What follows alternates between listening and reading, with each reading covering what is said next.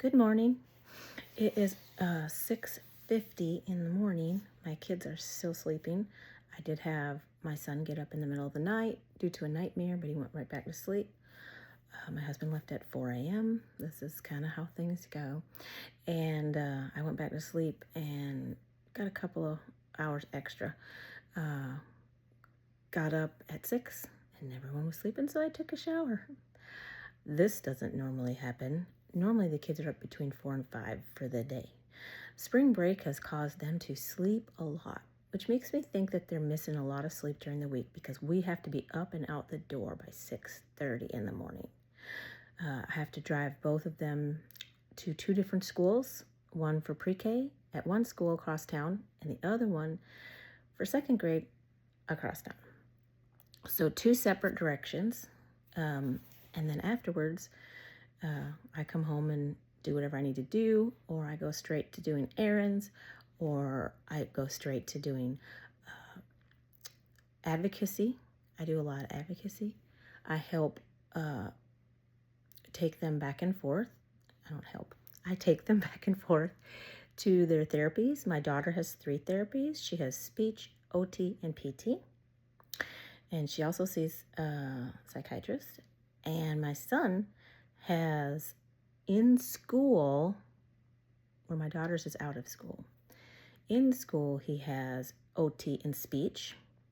Out of school, he has speech.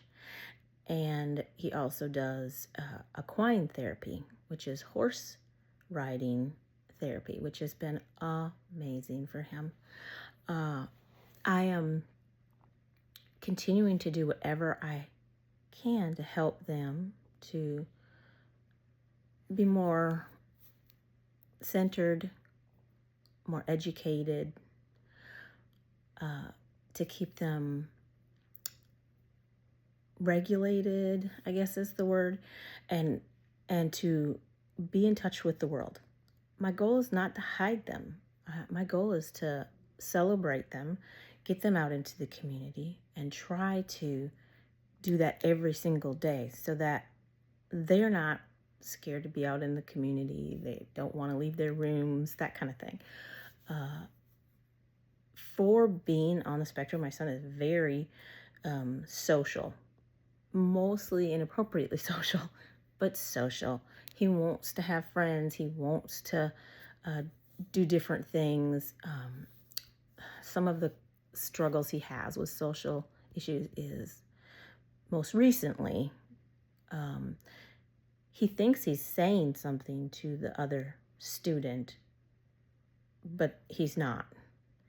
And then when the student doesn't respond, then he pushes them or taps them hard on the shoulder, like, why aren't you talking to me? Which is not okay. We shouldn't touch others, and we talk about this incessantly. But his impulsivity level is so high that he can't control it, even with medicines, which is another topic. So he also can be redirectable on his medicines. Before, no redirection. It was just absolutely terrible for him and for the family. But he is a very rigid thinker. So if he thinks he's been wronged, hi Teddy, or if he thinks he deserves a something or to do or go or have or whatever, he will stand his ground, which is the hardest part. Because when he was little, I could pick him up and we could go in his room and be in a safe place. Now, pushing 60 pounds, I can't pick him up. So it's trying to convince him that the safe place is in his room and we have to follow the rules and all these things, which sometimes puts so much burden in his mind that it's just enough to make him go over the edge. But we all have to have rules and regulations to survive in society. So my goal is to make him survive in society successfully, and I will work endlessly to my last breath to make that a possibility for him.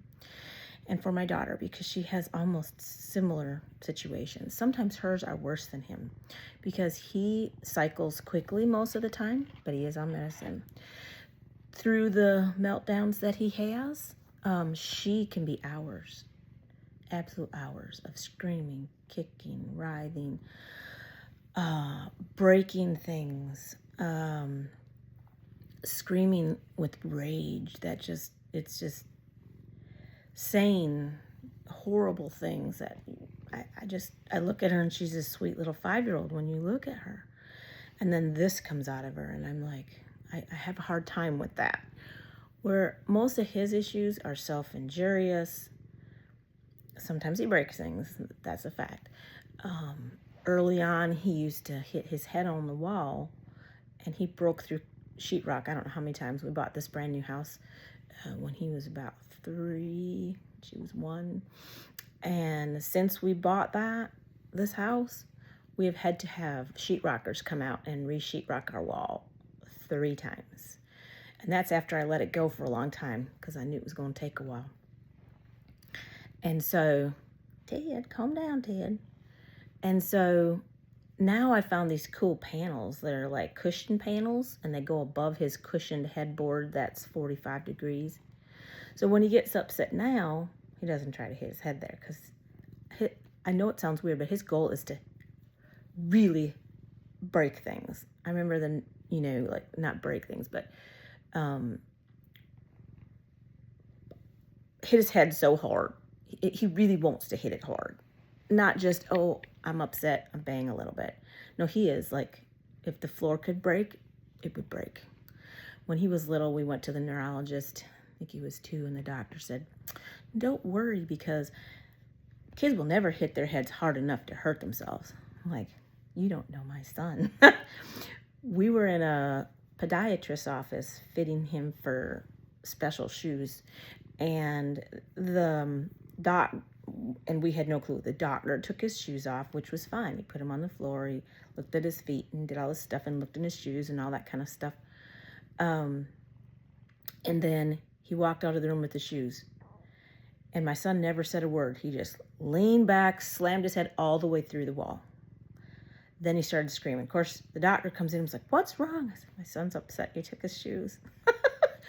So we never know sometimes when it's coming. Now that he's older and we're not banging heads into walls most of the time, he'll just get down on all 4s and bang his head on the floor. And I normally can intervene and help him out of that. The other things he's doing now is kicking walls, kicking doors, kicking everything, because he can't get that head bang that he's wanting. He wants to work it out physically. So it can be very difficult. My daughter does not bang heads.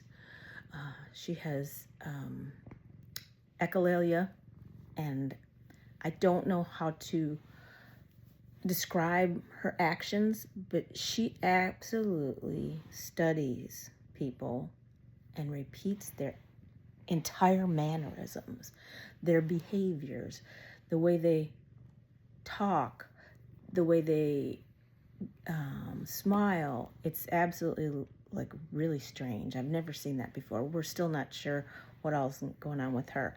What we do know is she has fetal alcohol syndrome. She was born with that. She was born with STDs, which was terrible, but she was cured from all of that with medicines.